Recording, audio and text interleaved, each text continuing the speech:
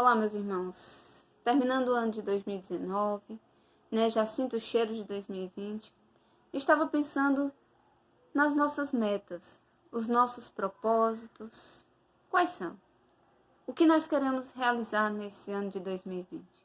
Será que são coisas que não conseguimos realizar de 2018 para 2019? Ou realmente são coisas novas? Porque todos os planos e propósitos que eu tracei no ano passado eu consegui cumprir. Aqui não se trata de uma questão de cumprir, né? Mas é importante que o homem tenha metas na vida. Mas claro, metas baseadas na vontade de Deus. O que Deus quer para nós? Que nós sejamos santos. É pecado querer um emprego novo? Jamais. Ser promovido, fazer uma faculdade, comprar um carro? Não, de jeito nenhum. Isso são metas que nos ajudam a nos movimentar, né? A ser uma pessoa proativa, né? Em busca do que eu desejo. Mas não esqueçamos de fazer propósitos espirituais. Na busca de atender o convite de Jesus, sede santos, como meu Pai é santo. Adriana, mas é muito difícil, mas não é impossível? Se fosse, Deus não faria o convite. E nós sabemos bem, a nossa igreja é cheia de grandes santos, que foram pecadores.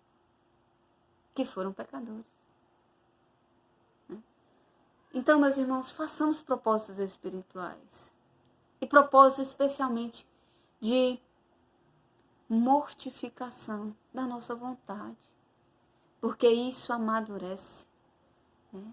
O sofrimento, a violência contra si, não a violência, né, a violência física, eu acho que isso é bem claro aqui, né? Mas aquela violência que Deus fala na Bíblia, o céu é arrebatado pelos violentos, os violentos que matam a sua própria vontade, né? Que matam o que há de mal em si, as nossas inclinações, as nossas más inclinações. Meus irmãos, façamos especialmente em primeiro lugar o propósito de rezar mais. O propósito da oração, que é o alimento da alma. Né? A oração, ela é para a alma o que o oxigênio é para o corpo.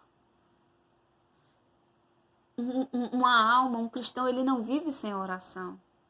A oração ela é o alicerce, é a base do cristão. E de tudo que ele queira fazer. Se o nosso primeiro propósito não for rezar, todos os outros ruirão, como uma casa que se constrói sobre a areia.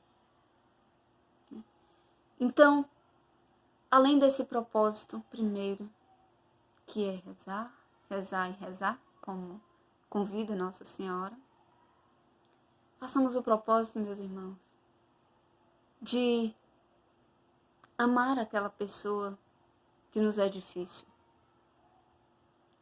Conto para vocês um breve testemunho. Havia uma pessoa, havia não porque ela ainda existe, mas é porque tudo mudou. Essa pessoa, ela me caluniava, ela era totalmente indiferente. Olha, se tem uma coisa que dói, é a indiferença. Ela fazia um inferno na minha vida.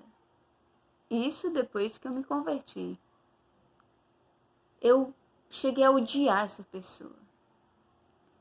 Eu cheguei a desejar que ela sumisse. Não desejei que ela morresse, não. Mas eu tive muita raiva dela. Muita raiva mesmo.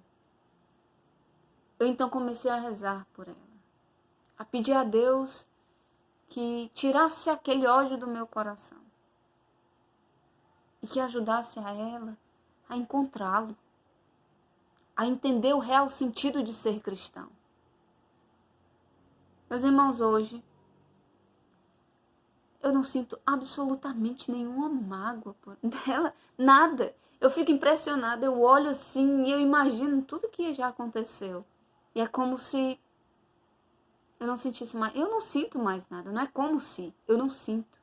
Eu não sinto raiva, eu não sinto mágoa. Nada. Nada. Né? Então façamos o propósito de ir em direção a essa pessoa que nos faz mal. Não por ela. E também por ela. Né? Porque ela precisa encontrar a Deus. Mas por nós. Porque como é ruim. Como é ruim nós vermos uma pessoa e nos sentirmos mal. Como é ruim ver que uma pessoa está vindo e você desviar o caminho. Como é ruim. E aquilo ir alimentando dentro de você. Façamos o propósito, meus irmãos, de perdoar. Perdoar. Não espere que o perdão seja um sentimento, que você sinta vontade de perdoar, não. Perdão é um movimento. E todo movimento difícil vale a pena. Vale a dificuldade. Todo movimento, escolha e decisão difícil é o que dá os melhores frutos. É o que tem o melhor retorno. Pode não ser um retorno material, passageiro, mas é um retorno espiritual. É tesouro no céu. No céu. Quem quer ir para o céu? Eu quero ir para o céu. E às vezes a gente pergunta, quem quer morrer? Ai, agora não. Meus irmãos, nós precisamos refletir nessa realidade. Nesta realidade que penso que seja a única regra que não tem exceção. A morte. Ela virá. Ela virá. Mais cedo ou mais tarde, de uma forma ou de outra. Para mim, para você, para os seus pais. Ame seus pais. Abrace seus pais. Seus irmãos. É difícil? Não para todo mundo. Mas no mundo em degradação como nós estamos hoje, que propaga, né, a tiroteios, a destruição da família, como é difícil nos amarmos, né, de forma concreta, de forma ativa, em abraço, em conversa, em olhar no olho. Como eu estava dizendo, a morte virá. E qual o investimento que nós estamos fazendo para o pós-morte? Qual é o investimento que a gente está fazendo? O que nós lucraremos após a morte? Com o investimento que nós estamos fazendo aqui em vida. Ah, não quero pensar nisso. Meus irmãos, não brinquem. Não brinquem. Quanto tempo nós temos? Quanto tempo nós temos? Eu não sei. Eu não sei quanto tempo eu tenho. Pode ser que eu durma esta noite e não acorde amanhã. Balas perdidas estão aí sendo jogadas a bambolim, né? É triste a realidade em que vivemos. Então reflitamos nisso. Se o sentido da nossa vida está na vida, nesta vida passageira, material, visível, a nossa vida não tem sentido. Por incrível que pareça, nós precisamos refletir o sentido da morte, porque é ela que nos ajudará a buscar a consequência da morte, o resultado, o céu. Uma coisa é certa, acreditando ou não, existirá uma eternidade a viver. E eu, meus irmãos, pode ser. Pode ser que amanhã eu caia, volte para o pecado, me lambuze e perca o maior tesouro da minha vida, que é o céu depois da morte. Pode ser que isso aconteça. Estou suscetível, estou viva, tenho desejos, vontades. Mas hoje eu quero. E o querer é uma decisão. E peço a Deus que fortaleça sempre essa determinada determinação de buscá-lo cada vez mais. Meus irmãos, era isso. Façamos propósitos de metas espirituais,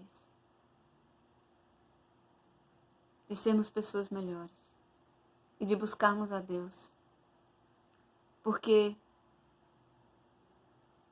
o homem que foi criado por Deus e para Deus, sem Ele, beira ser um demônio. Isso é muito forte.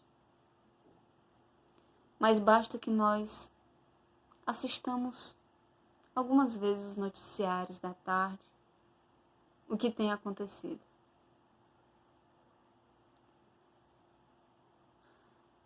É triste. O mundo, a forma com que as pessoas estão vivendo. O ar está tóxico. É como se o mundo estivesse em decomposição. Existe um tsunami que vai totalmente contra a moral cristã. Tudo que já foi ensinado para as nossas gerações passadas.